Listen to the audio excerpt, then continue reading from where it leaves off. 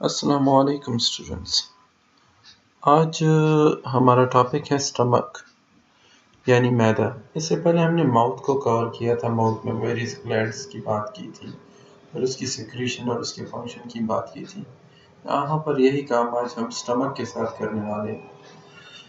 Stomach है आज के टॉपिक में। हमारे जो हेडिंग्स इंक्लूडेड होंगे वो फंक्शनल एनाटॉमी है, ग्लैंड्स ऑफ स्टमक है, function of stomach है, properties and composition of gastric juice, function of gastric juice और applied physiology पर हम बात करेंगे। फंक्शनल एनाटॉमी की अगर हम बात करें, इसके बाद की स्लाइड में इसकी स्ट्रक्चर भी इंक्लूडेड है, बट थोड़ा सा ओवरव्यू दे दें। स्टमक जो है एक हॉलो ऑर्गन है। पेट इसका खाली है, हॉलो है, खोखला है। और कहाँ पर ये लाई करता है? Situated just below the diaphragm on the left side in the abdomen। यानी अगर हम अपने बॉडी को सीधा काट दें या एक लाइन खींचे जो हमारे माथे के बीच से आंखों के दरमियान से गुजरते हुए नीचे तक जाए, तो स्टमक की जो पोजीशनिंग है वो हमारे लेफ्ट साइड पर आएगी और ये हमारे डायफ्राम से नीचे होगा। एम्प्टी वॉल्यूम जो है यानी खाली पेट, ये 50 ml तक इसका जो वॉल्यूम है वो कम हो जाता है। यानी ये जो स्पेस इसके बीच में होती है वो 50 ml तक, 50 ml तक कम हो जाती है। और अगर ये नॉर्मल कंडीशन में है, और अगर हम खाना खाएं तो ये 1 से 1.5 लीटर तक पास किताबों में इससे भी ज़्यादा लिखा हुआ है। Liter of solid and liquid. However, it is capable of expanding further up to 4 litre. यानी 4 लीटर को इमेजिन करें, ये बहुत ज़्यादा स्पेस अपने अंदर समा सकता है। पार्ट्स जो है, कार्डिक रीजन है, फंडस है, बॉडी है और पाइलोरिक रीजन है। आइए देखते हैं। तो ये एक टिपिकल स्टमक है। और इसके स्ट्रक्चर थोड़े बहुत अलग हो सकता है स्टमक का, बट ये टिपिकल स्ट्रक्चर है। तो स्टमक को जो लाइन आती है और मुंह से, वो एसोफेगस के थ्रू आती है। यहाँ से हमारा निवाला बोलस की शक्ल में मूव करता हुआ है। तो पहली बात है, यहाँ पर एक स्फिंक्टर लगा हुआ है। एक स्फिंक्टर को मैं अगर आपको समझाऊं तो जिस तरह आपको नजर आ रहा है, ये एक पाइप है। तो यहाँ पर एक गार्ड लगा हुआ है, गार्ड, जो कि यहाँ से खुराक को नीचे आने दे रहा है, पर नीचे जो खुराक आ गई है वे फिल की वजह से उसकी कोशिश होती है ऊपर ना आए। कभी आपको महसूस हुआ है कि आपको यहाँ पर जलन महसूस हो रही है, जिसे हम पश्तो में कहते हैं गड़मी लुगी? तो वो उसमें यहाँ का कुछ फूड इस स्फिंक्टर को क्रॉस करके एसोफेगस तक आ जाता है। तो एसोफेगस में तो म्यूकस है नहीं, जो ये प्रोटेक्टिव मैकेनिज्म है नहीं, तो यहाँ पर हमें बहुत ज्यादा जलन महसूस होती है। तो ये है स्फिंक्टर जो कि आउटफ्लो को रोकता है। जब इस स्फिंक्टर से बोलस यानी हमारा निवाला जो हमने चीव किया था माउथ में, वो इस साइड पर आ जाता है, तो अब हम बात करते हैं स्टमक की।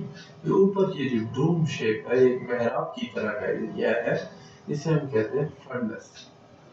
फंडस के बाद ये बड़ा एरिया है, ये सारा एरिया, ये एरिया कहलाता है बॉडी। यहाँ पर इसमें इसकी तमाम बाल्स में, तमाम दीवारों में मसल्स होते हैं, उसकी भी हम बात करते हैं। और अगर इन साइड से हम बात करें तो बहुत सारे ग्लैंड्स होते हैं जो बहुत सारी सिक्रीशंस रिलीज कर रहे होते हैं।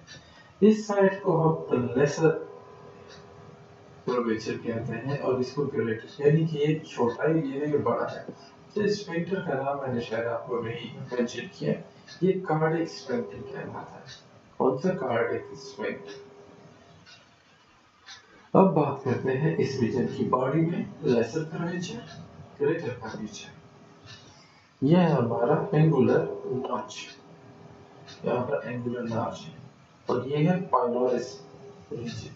और उसके बाद हमारा ड्यूडेनम होता है। अब पाइलोरिस रीजन में पाइलोरिक स्फिंक्टर वाक्य है। ये भी एक गार्ड रीजन है। जो वहां से बोलस आया था, उस स्टमक के अपने फंक्शन के बाद एक स्लरी टाइप, एक जिसे कहते हैं न लिक्विड है न सॉलिड है, इस टाइप की कंसिस्टेंसी हासिल कर लेता है और वो अब यहाँ से क्रॉस करता है। तो यहाँ पर ये जो स्फिंक्टर है इस खुराक को आगे जाने देता है। ठीक है, तो ये यहाँ पर मसल्स लगे होते हैं दोनों स्फिंक्टर्स में जो आमद जामद है उसको कंट्रोल करते हैं। तो हमारे कौन कौन से रीजन है? फंडस है, बॉडी है, बॉडी में लेसर कर्वेचर और ग्रेटर कर्वेचर है। उसके बाद हमारा पाइलोरिक एंट्रम यानी पाइलोरिक रीजन है और फिर उसके बाद हमारा पाइलोरिक स्फिंक्टर है। उसके बाद ड्यूडेनम शुरू हो जाता है जो कि स्मॉल इंटेस्टाइन का पार्ट है। ठीक है, तो ये एक जनरल टिपिकल स्ट्रक्चर है। अब बात करते हैं कार्डिक रीजन की। कार्डिक रीजन वैसे तो मैंने सारे आपके सामने डिस्कस कर दिए, पर फिर भी किताबी बातें भी देख लेते हैं। Cardiac region is the upper part of the stomach where esophagus opens. ये सबसे ऊपर का रीजन है, यहाँ पर esophagus खुलता है।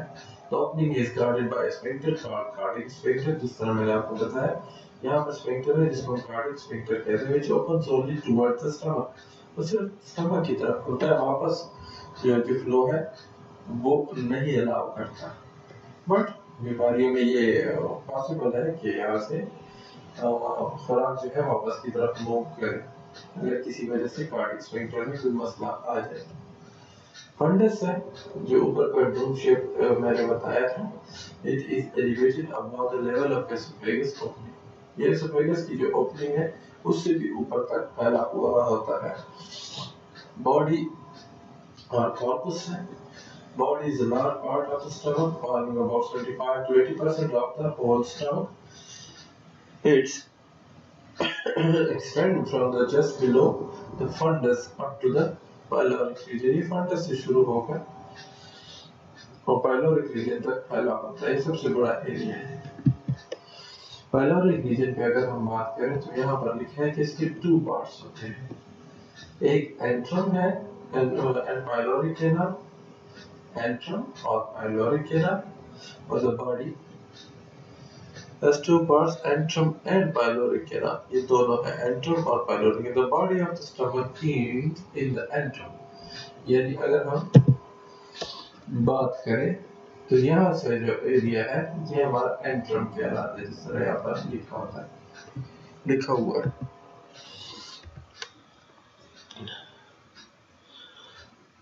Is marked by an angular notch. यहाँ पर एक notch होता है, एक झरी लगी होती है, एक डिप्रेशन होती है और इसको हम कहते हैं incisura angularis. Just hold my classroom. Antrum जो है ये कंटिन्यू करता है एक बारीक होता हुआ, यानी ये जो ऊपर से स्टमक फैला हुआ था ये नैरो हो रहा है, बारीक हो रहा है, इसका डायमीटर कम हो रहा है और यहाँ पर which is called pyloric canal. अब ये पाइलोरिक कैनाल बन गया है और एंड करता है पाइलोरिक में। Pyloric canal open into the first part of the small intestine called duodenum. ये duodenum में जाके खुलता है जो कि हमारी small intestine का first part है। The opening of pyloric canal is guarded by a sphincter, मैं आपको बता चुका हूँ, और इस sphincter को हम कहते हैं pyloric sphincter.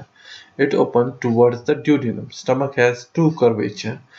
One on the right side is lesser curvature and other on the left side greater curvature. इस पर भी मैंने आपको स्ट्रक्चर पे बात कर दी थी। आगे बढ़ते हैं। Structure of stomach wall. अब स्टमक की वॉल की बात कर रहे हैं कि स्टमक में जो वॉल्स हैं वो कैसी हैं। अगर हम बाहर से स्टमक की तरफ बढ़े, मैंने आपको पहले से लेक्चर में बताया था कि स्टमक और हमारा पूरा जीआईटी की जो वॉल्स हैं वो 4 लेयर पर मुश्तमिल है, तो अब हम उन्हीं की बात कर रहे हैं। आउटर लेयर को हम सीरियस लेयर कहते हैं, इसको हम पेरिटोनियम भी कहते हैं, पेरिटोनियम से बना हुआ है। फिर उसके बाद है muscular layer, made up of 3 layer of smooth muscle. यहाँ पर 3 लेयर होते हैं। इनर ऑब्लिक यानी सीधे, मिडल सर्कुलर होते हैं, स्टमक के गिर्द सर्कल करते हैं, एंड आउटर लैंगिट्यूडिनल और ये सीधे गए होते हैं। और फिर इसका मैं स्ट्रक्चर में आपको और डिटेल में बताता हूँ। स्ट्रक्चर की तरफ बढ़ते हैं तो आउटर सीरियस लेयर है, फिर मस्कुलर लेयर है, यहाँ पर हमारे स्मूथ मसल पड़े होते हैं, आपके लिए इतना ही काफ़ी है। फिर उसकी 3 लेयर है, तीनों लेयर जो है वो अलग अलग एंगल पर रन कर रही होती हैं। तो इसका फ़ायदा ये होता है जब स्टमक अपना मैकेनिकल फंक्शन कर रहा होता है और वो देखें, अगर 3 अलग अलग एंगल पर ये मसल्स है और ये कंट्रैक्ट करें तो स्टमक अलग अलग एंगल से कंट्रैक्ट होगा और फूड को वो अच्छे से तोड़ सकेगा। सोचिए ये पूरा घूमता हुआ बहुत खतरनाक टाइप की कंट्रैक्शन पैदा करेगा। अगर एक एंगल पर होता तो सिर्फ एक एंगल में ही कंट्रैक्शन बन सकती होती, बट ये तो 3 एंगल से कंट्रैक्ट करते हैं मसल, तो ज्यादा ड्रास्टिक कंट्रैक्शन पैदा होती है, खतरनाक। फिर उसके बाद है सब mucus layer found by real tissue, यानी ब्लड वेसल्स होते हैं और लिम्फ वेसल्स होते हैं, और ये मिशनर नर्व प्लेक्सेस होती हैं। ये वो नर्व्स हैं जो हमारे जीआईटी को सप्लाई हुई हैं और फिर ये इसको कंट्रोल करती हैं। आगे बढ़ो, देखें अब हम वही इससे पहले वाली की बात कर रहे हैं कि हमारे पास कौन कौन सी लेयर है। इस स्ट्रक्चर को अगर गौर से देखें तो हमारी पहली है सीरियस लेयर, बारीक सी लेयर है, बाहर की लाइनिंग है। उसके बाद है हमारी मस्कुलर लेयर, देखें सब सीरियस लेयर भी मौजूद है। फिर है मस्कुलर लेयर, यहाँ पर एक एंगल, दूसरा एंगल और ये तीसरा एंगल। तो ये हमारे पास 3 लेयर्स में हमारी जिसे कहते हैं स्टमक लाइनिंग मौजूद है। Muscular oblique layer, inner circular muscular layer, ठीक है, ओब्लिक है, सर्कुलर है जो मैदे के गिर्द यानी स्टमक के गिर्द सर्कल बनाते हैं। एक्सटर्नल लंगिट्यूडनल लेयर, ये लंगिट्यूडनली सीधी गई होती हैं। और इसके साथ अगर हम और चीज़ों पे नज़र डालें तो यहाँ पर ये है हमारी नर्व सप्लाई। मुझसे ये कवर हुआ पड़ा है, मैंने आपको इसका जिक्र कर दिया कि ये नर्व सप्लाई है। ये मेंटेरिक प्लेक्सेस, ये पूरे स्टमक पर मेंटेरिक प्लेक्सेस गई हुई हैं।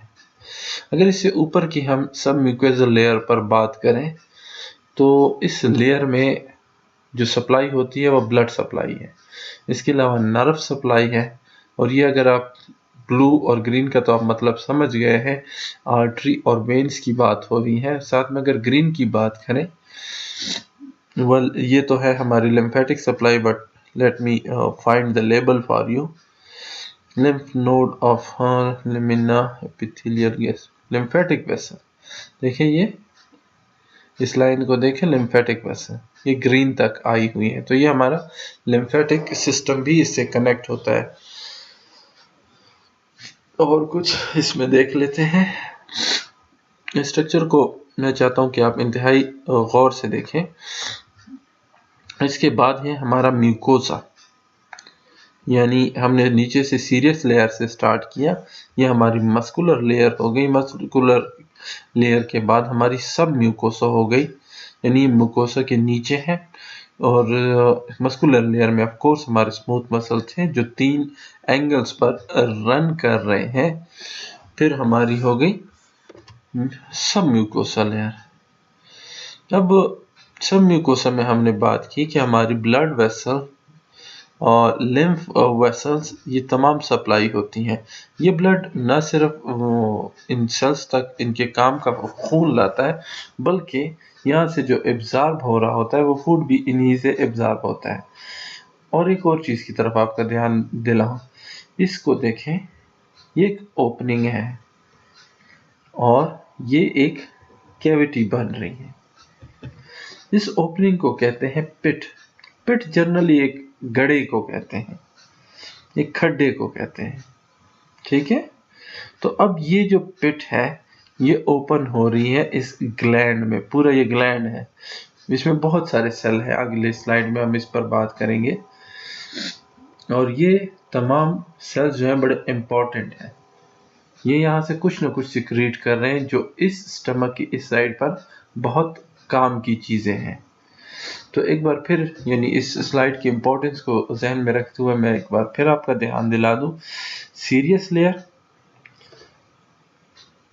सब सीरियस लेयर, मस्कुलर लेयर, सब म्यूकोसा और म्यूकोसा। म्यूकोसा में हमारी इंटरनल लाइनिंग है, मोस्टली इसमें कॉलमनार सेल्स होते हैं। कॉलमनार सेल्स का मतलब है जो कॉलम की शक्ल के होते हैं, यानी लंबे लंबे सेल्स होते हैं। और इस लेयर में ये गैस्ट्रिक पिट्स मौजूद हैं। क्या मौजूद है? गैस्ट्रिक पिट्स। गैस्ट्रिक पिट्स खुलती हैं गैस्ट्रिक ग्लैंड्स में और वहां पर बहुत सारे सेल मौजूद हैं। सब म्यूकोसा में मैं एक बार फिर जिक्र कर लूं, ब्लड सप्लाई है, लिम्फ सप्लाई है, ठीक है, लिम्फ नोड भी हमारे सब म्यूकोसा में पड़े हुए हैं। मस्कुलर में ऑफ कोर्स मसल्स हैं। आई होप कि आपको समझ आ गई होगी। यहाँ पर उन सेल्स की बात है तो ये हमारी है गैस्ट्रिक पिट। देखिए यहाँ से, यानी अगर हम जैसे हमने इसको यहाँ पे खोला है, दो वो बनाए हुए हैं, ये इससे थोड़ी शक्ल मुख्तलिफ भी हो सकती है, तो ये इसी तरह हमने उठाया हुआ है, ठीक है। तो यहाँ पर मुख्तलिफ किस्म के सेल्स मौजूद हैं। चीफ सेल्स हैं जो काम कर रहे हैं पेप्सिनोजन को रिलीज करने का। ये पेप्सिनोजन प्रीकर्सर है, ये पेप्सिन में कन्वर्ट होता है। क्या चीज है? प्रीकर्सर है। चीफ सेल इसको रिलीज कर रहे हैं। ये प्रोटोलाइटिक एंजाइम है, आगे इस पे बात करेंगे, बट फॉर नाउ गैस्ट्रिक पिट की हम बात कर रहे हैं कि यहाँ पर सेल्स है और वो क्या क्या रिलीज कर रहे हैं। पेरिटियल सेल्स है, ऑक्सेंटिक सेल्स भी इनको कहते हैं। पेरिटियल सेल्स ये HCl रिलीज करते हैं। HCl जो है ये बहुत ज़्यादा मिकदार में रिलीज होता है। यही वो चीज़ है जो स्टमक को एसिडिक रखता है। और यही HCl है जो पेप्सिनोजन को पेप्सिन में कन्वर्ट करता है। इसके अलावा है म्यूकस नेक सेल्स जो कि यहाँ पर मौजूद है और ये म्यूकस रिलीज कर रहे हैं। अब म्यूकस क्या भला है? म्यूकस एक थिक सब्सटेंस है जो यहाँ से रिलीज होने के बाद फौरन स्टमक पर फैल जाता है, उसके इंटरनल सेल्स की जो लाइनिंग है उस पर फैल जाता है। तो जो HCl रिलीज हो रहा है वो स्टमक को डिस्ट्रॉय नहीं कर सकता, या जो पेप्सिन है वो उसको डाइजेस्ट नहीं कर सकता। एंटीरोक्रोमाफिन सेल्स या एंटीरोक्रोमाफिन लाइक सेल्स, इनका काम है हिस्टामिन रिलीज करना। जनरली अगर आपको हिस्टामिन का पता नहीं होगा क्योंकि आप FSC करके आए हैं, तो ये हिस्टामिन वो सब्सटेंस है जो एलर्जी के दौरान हमारा जिस्म रिलीज करता है। हिस्टामिन अगर रिलीज होगा तो हिस्टामिन HCl की सिक्रीशन को प्रमोट करेगा, HCl को और ज्यादा रिलीज करेगा और हमारा स्टमक जो है वो एसिडिक हो जाएगा। तो एंटीरोक्रोमाफिन EC और ECL का क्या काम है? ये हिस्टामिन रिलीज करते हैं। अब बात करते हैं कुछ और सेल्स हैं जो कि कहलाते हैं G सेल्स। ये एंडोक्राइन सेल हैं, यहाँ पर डायरेक्ट काम नहीं करते बट यहाँ से सीधे ब्लड में शामिल होकर ब्लड के थ्रू काम करते हैं और ये भी HCl की प्रमोशन करते हैं, HCl की सिक्रीशन को प्रमोट करते हैं। और अब बात है डी सेल्स की। यहाँ पर और सेल्स मौजूद है जिनको हम कहते हैं डी सेल्स। डी सेल भी एंडोक्राइन सेल्स हैं। यहाँ पर सेल्स की स्पेलिंग गलत है बट गुजारा करें। सेल्स है सिक्रीट सोमेटोस्टेटिन, जो चीज ये रिलीज कर रहे हैं उसको सोमेटोस्टेटिन कहते हैं। जी सेल गैस्ट्रीन को रिलीज कर रहे हैं। अब इसके सोमेटोस्टेटिन जो है वो इनहिबिट करता है सिक्रीशन ऑफ HCl को, और ये इनहिबिशन ये कैसे करता है? इन तीनों पर काम करता है, यानी एंटीरोक्रोमाफिन ये ECL पर काम करता है जो कि हिस्टामिन रिलीज कर रहे थे। इसके अलावा पेरिटियल सेल पर काम करता है जो कि HCl रिलीज कर रहा था, और इसके अलावा G सेल पर भी काम करता है। तो HCl रिलीज करने वाले तमाम सेल पर काम करता है ताकि HCl रिलीज ना हो। हमारे जिस्म में मैंने आपको होम्योस्टेसिस में बताया था, हमेशा अगर एक काम हो रहा है तो उसको रोकने के लिए भी दूसरा काम हो रहा होता है। तो जी अगर HCl रिलीज करने को प्रमोट कर रहा है तो ये HCl की रिलीज को इनहिबिट करने की कोशिश करता है और हमारा सिस्टम इवेंचुअली बैलेंस में रहता है।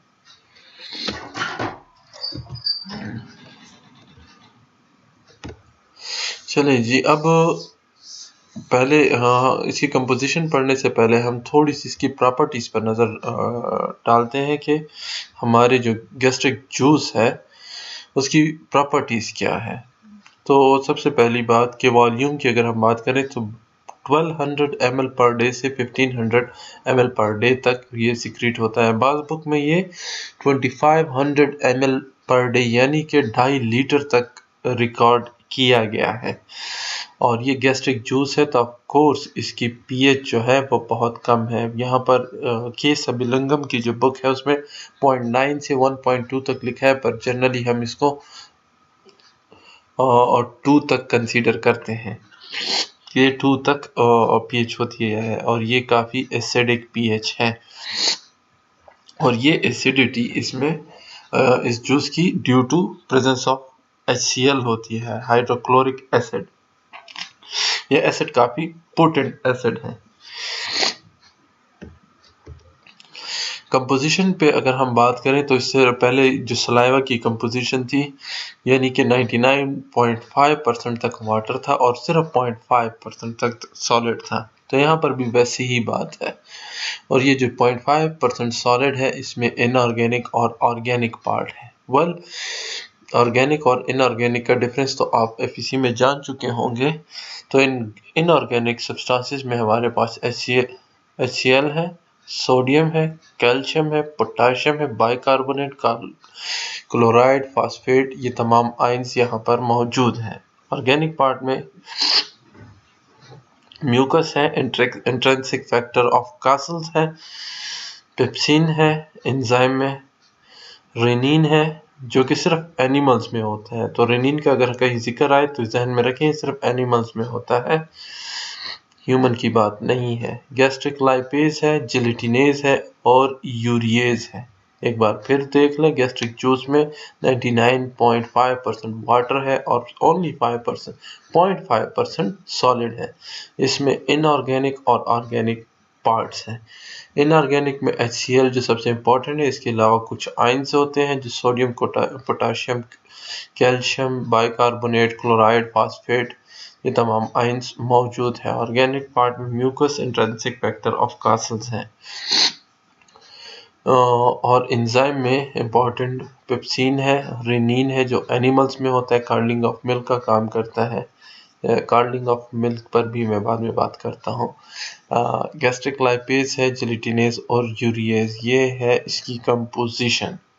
तो याद रखिएगा, आगे नेक्स्ट असाइनमेंट और टेस्ट में इसका जिक्र आएगा। अब बात करते हैं फंक्शन ऑफ स्टमक में।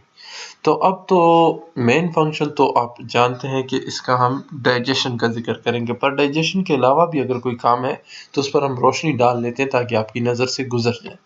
तो उसमें से जो पहली चीज़ हम जिसको मेंशन करेंगे वो है स्टोरेज ऑफ फंक्शन। स्टोरेज किस चीज़ की स्टोरेज भाईजान? तो यहाँ पर फूड स्टोर हो सकता है, फूड स्टोर होता है। इसकी अच्छी एग्जांपल ये है कि आप एक बार सुबह नाश्ता करते हैं और अगर चाहें तो रात तक उसी नाश्ते पर गुजार सकते हैं और ये 3 to 4 आवर की स्टोरेज होती है और इसके बाद एम्प्टीइंग शुरू हो जाती है या 3 to 4 आवर में स्टमक एम्प्टी हो जाता है। ये स्लो एम्प्टीइंग है। The maximum capacity of stomach is up to 1.5 litre. इससे पहली स्लाइड में हम देख चुके हैं। Slow emptying of stomach provide enough time for proper digestion and absorption of food substances. तो यहाँ पर प्रॉपर डाइजेशन और एब्जॉर्प्शन ऑफ फूड सब्सटेंसेस इसी स्लो एम्प्टीइंग की वजह से होती है। अगली बात है formation of chyme. Formation of chyme में मतलब क्या है इसका? हमने कहा कि जब बोलस आता है तो स्टमक में काइम में तब्दील हो जाता है। तो यहाँ पर peristaltic movement of stomach mix the bolus with gastric juice and convert it into the कायम, ये इसको कायम में तक चेंज कर देता है। Convert it into the semi solid, एक सेमी सॉलिड यानी एक स्लरी टाइप का, जो ना सॉलिड होता है ना ही लिक्विड होता है, उसमें कन्वर्ट करता है। तो इस कंसिस्टेंसी को जब कोई भी मटेरियल ना सॉलिड हो ना लिक्विड हो, वो सेमी सॉलिड कहलाता है, और इसको यहाँ पर हम कहते हैं कायम। तो दो फंक्शन यहाँ पर हो गए मैकेनिकल के, स्टोरेज और फॉर्मेशन ऑफ कायम। फूड की अच्छी सी ग्राइंडिंग और मिक्सिंग होती है इस फॉर्मेशन ऑफ कायम में। डाइजेस्टिव फंक्शन की अगर बात करें, ऊपर हमने सेल्स पढ़े। सेल्स में हमने कहा कि वो क्या क्या रिलीज कर रहे हैं, और फिर हमने अब इसकी हम बात करते हैं कि फंक्शन क्या है। पहली बात है pepsin. Pepsin is secreted as inactive pepsinogen. जो हमने सेल्स की बात की थी, वो सेल्स पेप्सिनोजन रिलीज कर रहे थे, और इसको कन्वर्ट किया जाता है पेप्सिन में बाय HCl। HCl इसको कन्वर्ट करता है। Optimum pH for activation of pepsinogen is below 6। जब pH बिलो 6 होती है तो ये कन्वर्ट होता है, और हम तो पढ़ चुके हैं कि स्टमक में pH जो है वो 0.9 से 1.2 तक या 1.8 तक, इवन 2 तक होती है। तो यहाँ पर ये आसानी से एक्टिवेट हो जाता है। और इसकी बाद में एक्टिवेशन का एक फ़ायदा ये भी है कि जब ये रिलीज़ होता है तो ये वहीं पर किसी प्रोटीन को डाइजेस्ट नहीं कर पाता, बाद में स्टमक में आकर ये अपना काम शुरू करता है, क्योंकि वहाँ पर ये एक्टिवेट हो जाता है। और ये पेप्सिन करता क्या है भाईजान? पेप्सिन जो है वो प्रोटीन को प्रोटियोसिस और पेप्टोन्स एंड पॉलीपेप्टाइड्स में कन्वर्ट करता है, यानी कि एक तरह से प्रोटीन की डाइजेशन करता है। और इसके अलावा कर्लिंग ऑफ मिल्क भी करता है, और डाइजेशन ऑफ मिल्क में भी हेल्प करता है। कभी आपने छोटे बच्चों को देखा है कि वो बहुत ज़्यादा दूध पीते हैं और उसके बाद जब उल्टी करते हैं तो दही की तरह का दूध वो उल्टी में निकालते हैं, तो वो दही जो बनता है इसे हम कहते हैं कर्लिंग ऑफ मिल्क। ठीक है, तो ये दही जो बनाना होता है तो इसको हम कर्लिंग कहते हैं। तो क्या है? पेप्सिन है, जो कि इनएक्टिव फॉर्म पेप्सिनोजन में सिक्रीट होता है, फिर इसको हमारा HCl एक्टिव करता है बिलो 6 की pH पर। ये आराम से कन्वर्ट हो जाता है, एक्टिव हो जाता है, पेप्सिनोजन से पेप्सिन बन जाता है, और ये पेप्सिन हमारे प्रोटीन की डाइजेशन करता है, और इसके अलावा कर्लिंग ऑफ मिल्क भी करता है। तो ये पहला फंक्शन होगा डाइजेस्टिव। अब बात करते हैं गैस्ट्रिक लाइपेज की। Gastric lipase is a weak lipolytic enzyme, यानी ये लिपिड्स पर काम करता है। When compared to pancreatic lipase, pancreatic lipase के साथ अगर हम इसको कंपेयर करें तो ये काफ़ी बिलो यानी एसिडिक pH पर काम करता है, और पैंक्रियाटिक लाइपेज जो है वो बेसिक pH पर काम करती है। It is active only when the pH is 4 to 5 and become inactive at pH below 2.5। तो बहुत ही ज़्यादा नीचे की pH पर यह काम नहीं करता, ये डिसइंटीग्रेट हो जाता है, इसकी एक्टिविटी लॉस हो जाती है।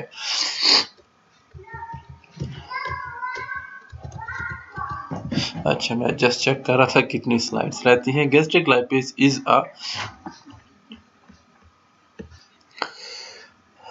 गैस्ट्रिक लाइपेज जो है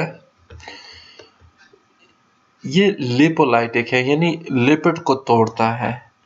और अगर हम इसको कंपेयर करें पैंक्रियाटिक लाइपेज, जो पैंक्रियास से रिलीज होगा, जो आगे लेक्चर्स में आपको मैं डिटेल में बताऊंगा, ये एसिडिक pH पर यानी 4 से 5 में एक्टिवेट हो जाता है। ऑल्दो बिलो 2.5 जो है ये इनएक्टिव होता है, ये अपनी एक्टिविटी लूज कर लेता है। बट मेन बात यह है कि पैंक्रियाटिक लाइपेज जो है वो बेसिक pH पे काम करता है, और ये एसिडिक pH पे काम करता है, और ये बटर फैट यानी hydrolyse tributyrin butter fat into fatty acid और ग्लिसरॉल में इसको कन्वर्ट करता है। Action of other enzyme of gastric juice जो है जेलेटिनेज, यानी जेलेटिन का जो एंजाइम है, degrade type 1 and type 4 gelatin and type 1 and type 5 gelatin, और टाइप 4 और टाइप 5 कोलेजन को ये डाइजेस्ट करने में हेल्प करता है। और which are proteoglycan in meat. और उसको पेप्टाइड्स को तोड़ता है। पेप्टाइड बॉन्ड जो होते हैं ये उसको तोड़ता है। आगे बायोकेमिस्ट्री में आप पढ़ेंगे। लेक्चर में 1-2 बार उठा तो थोड़ी तरतीब मुझसे वो नहीं है, धीरे धीरे फिर मोशन पकड़ते हैं। यूरिएज एक एंजाइम है जो कि यूरिया पर काम करता है और उस पर काम कर कर उस एमोनिया रिलीज करता है। गैस्ट्रिक एमाइलेज है, डिग्रेड करता है किसको? स्टार्च को, but it's action is insignificant, but ये इसका जो एक्शन है ज्यादा सिग्निफिकेंट नहीं है। रेनिन है और ये कर्लिंग ऑफ मिल्क करता है। रेनिन के बारे में हमने एक बात की थी, आप उसको याद करें। रेनिन सिर्फ एनिमल में होता है। हीमोपोएटिक फंक्शन पे बात करते हैं। हीमोपोएसिस कहते किसे हैं? जो ब्लड बनता है उसको हम कहते हैं हीमोपोएसिस। तो स्टमक का इसमें क्या रोल हुआ? तो स्टमक में होते हैं intrinsic factor of castle secreted by parietal cell, जो parietal cell की हम बात कर चुके हैं। of gastric gland plays an important role in the erythropoiesis। कैसे important role play करता है? It is necessary for the absorption of vitamin B12। vitamin B12 की absorption में बहुत ज़रूरी है from GI tract यानी GIT से into the blood। vitamin B12 is important maturation factor। जो हमारा blood के जो प्रोडक्शन है ना आरबीसी के एरिथ्रोपोएसिस हीमोपोएसिस में, तो जब आरबीसीज बनते हैं तो वो कई स्टेजेस से गुजरने के बाद फिर आखिरी स्टेज होती है मैच्योरेशन की। तो मैच्योरेशन के लिए विटामिन B12 बहुत ज़रूरी होता है। और absence of intrinsic factor of castle क्या करता है? विटामिन B12 की डिफिशियंसी करता है और लीडिंग टू प्रीनिशियस एनीमिया करता है। तो इसमें इमेच्योर सेल की तादाद इस एनीमिया में, प्रीनिशियस एनीमिया में बहुत ज़्यादा बढ़ जाती है। जनरली ये 1% तक रहती है, बट ये फिर इससे ज़्यादा बढ़ जाती है। तो फिर हम ऐसे में इसको प्रीनिशियस एनीमिया कहते हैं। और इमेच्योर सेल्स जो होते हैं आरबीसी के, वो अच्छे से हेमोग्लोबिन उसमें जिसे कहते हैं सही मिकदार में नहीं होता, तो वो अच्छे से ऑक्सीजन कैरी नहीं कर सकते। प्रोटेक्टिव फंक्शन ऑफ म्यूकस, ये भी स्टमक में है कि उसका म्यूकस जो है वो प्रोटेक्टिव फंक्शन करता है। प्रोटेक्टिव फंक्शन क्या है? Stomach wall from the mucus जो है वो स्टमक वॉल को इरिटेशन से रोकता है। कौन इसको इरिटेट कर रहा होता है? भाई जी HCl जो है वो इरिटेट करने की कोशिश करता है, पर जब म्यूकस मौजूद होता है ये मैकेनिकली कवर कर लेता है, एक लेयर बना लेता है, तो स्टमक को प्रोटेक्ट कर लेता है किसी भी इंजरी से। ठीक है, और ये इसकी लेयर ऐसा काम क्यों कर सकती है? ये बहुत ही ज़्यादा विस्कस होती है। ड्यू टू इट्स विस्कोसिटी जो HCl है या पेप्सिन है वो इसको कुछ नहीं कह सकता। Prevent the digestive action of pepsin, यानी पेप्सिन जो है वो इसको कुछ नहीं कह सकता। On the wall of the stomach particularly of gastric mucosa, protect the gastric mucosa from HCl acid of gastric juice because of its alkaline nature and its acidic combining power। ये जो म्यूकस है ये in nature जो है ये थोड़ा alkaline है, तो एसिड इस वजह से भी इसको ज्यादा कुछ नहीं कह सकता। फंक्शन ऑफ HCl, इस पर भी नजर दौड़ाते हैं। पहला HCl का काम है कि ये पेप्सिनोजन को पेप्सिन में कन्वर्ट करता है। पेप्सिन फिर अपना काम करता है प्रोटीन डाइजेशन में। दूसरा काम है कि ये अपनी इस इंतहाई लो पीएच की वजह से अगर कहीं फूड में कोई बैक्टीरिया आया है या कोई और ऐसे टॉक्सिक सब्सटेंसेस हैं, कोई और माइक्रो ऑर्गेनिज्म है, तो ये इसको किल कर देता है। तो हम खाना खाते हैं बहुत सारी, ऑफ कोर्स बाज़ औक़ात हम मार्केट से कोई चीज़ उठाते हैं बगैर धोए खा लेते हैं, तो उस पर बहुत सारा जर्म्स हो सकते हैं, बट हमें बीमारी नहीं लगती। क्यों नहीं लगती? क्योंकि हमारा HCl हमें प्रोटेक्ट करता है उसके अगेंस्ट। और इसके अलावा ये एसिडिक मीडियम भी प्रोवाइड करता है जो कि नेसेसरी है काफ़ी सारे स्टमक हार्मोन्स के लिए। अगर हम स्टमक की बीमारियों पर नज़र दौड़ाएं तो कुछ बीमारियां हैं जिनके मैं नाम बताऊंगा, कुछ को थोड़ी सी तफसील में देखते हैं। तो पहली जो है उसको हम कहते हैं गैस्ट्राइटिस। अब जहां पर भी आपको टिस का लफ्ज नजर आए ना, TIS टिस, तो आप समझ जाए कि हम इन्फ्लेमेशन की बात कर रहे हैं। गैस्ट्राइटिस तो ये गैस्ट्रिक म्यूकोजा की इन्फ्लेमेशन है। इट मे बी एक्यूट और क्रॉनिक। ये एक्यूट और क्रॉनिक शायद आप बाज़ बच्चों के लिए नए अल्फाज हों। क्रॉनिक हम कहते हैं इंतहाई शदीद, और एक्यूट कदरे कम शदीद बीमारी को। तो acute gastritis is characterized by inflammation of superficial layer of mucous membrane and infiltration of leukocyte, mostly neutrophil। तो हमारी ये जो कम शदीद वाली इन्फ्लेमेशन है, इसमें म्यूकस लेयर जो है वो ख़राब हो चुकी होती है और वहाँ पर इन्फ्लेमेशन होती है। तो ऑफ कोर्स हमारे WBC जो है, ल्यूकोसाइट वगैरह, न्यूट्रोफिल्स वगैरह वहाँ पर बहुत सारी तादाद में मौजूद होते हैं इस इन्फ्लेमेशन को कम करने के लिए, और यही फिर वहाँ पर इन्फ्लेमेशन भी बना देते हैं। ज़्यादा तादाद में होते हैं तो वहाँ पर स्वेलिंग हो जाती है। क्रॉनिक में क्या है, गैस्ट्राइटिस में इन्फ्लेमेशन होती है और ये जो हमारी पहली लेयर से ज़्यादा डीप हो जाती है, यानी जख्म काफ़ी गहरा होता है और यहाँ पर और ज़्यादा लिम्फोसाइट्स मौजूद होते हैं। It result in the atrophy. अब एंट्रोफी आप शायद आपके लिए नए लफ्ज़ हो तो बताता हूँ। ये साइज रिड्यूस हो जाता है उन सेल का due to loss of the उनका जो इंटरनल साइटोप्लाज्म वगैरह है, तो सेल का साइज रिड्यूस हो जाता है और they may loss their function to which with loss of chief cell. हम चीफ सेल का जिक्र कर चुके हैं। पेरिटियल सेल और काफ़ी सारे ग्लैंड वहाँ पर लूज हो जाते हैं, तो स्टमक के जो सेल्स हैं वो अपना फंक्शन लूज कर देते हैं। Therefore the secretion of gastric juice decrease, और फिर इवेंचुअली गैस्ट्रिक जूस की सिक्रीशन कम हो जाती है। गैस्ट्रिक जूस की सिक्रीशन कम होगी तो डाइजेशन भी डिस्टर्ब होगी, ऑफ कोर्स एब्जॉर्प्शन भी डिस्टर्ब होगी, सब कुछ डिस्टर्ब होगा। काजेस क्या है, infection with bacterium Helicobacter pylori, इसको हम H पाइलोरी भी कहते हैं। अगर ये वहाँ पर इन्फेक्शन काज करे तो अक्सर ये ऐसा हो जाता है। शराब नोशी अगर एक्सेसिव हो जाए, कंजम्पशन ऑफ अल्कोहल, तो भी गैस्ट्राइटिस हो सकता है। Excessive administration of aspirin, aspirin भी ये काम कर सकता है। अगर बहुत ज़्यादा खाली पेट हम खाएं तो ये इन्फेक्शन का वहाँ पर हमें गैस्ट्राइटिस काज कर सकता है। और एनसेड्स ये एक क्लास ऑफ मेडिसिन है जिसे हम कहते हैं non steroidal anti inflammatory drugs. ये भी अगर ज़्यादा खाएं और बगैर एहतियात के खाएं तो ये भी स्टमक को डिस्टर्ब करता है। ट्रॉमा बाय नेज़ोगैस्ट्रिक ट्यूब्स, यानी जो हम नाक से GIT की तरफ NG ट्यूब्स पास करते हैं खाने वगैरह के लिए, वो भी चोट लगा सकते हैं। रिपीटेड एक्सपोजर टू रेडिएशन भी अपना कारनामा पेश कर सकता है और हमें गैस्ट्राइटिस हो सकता है।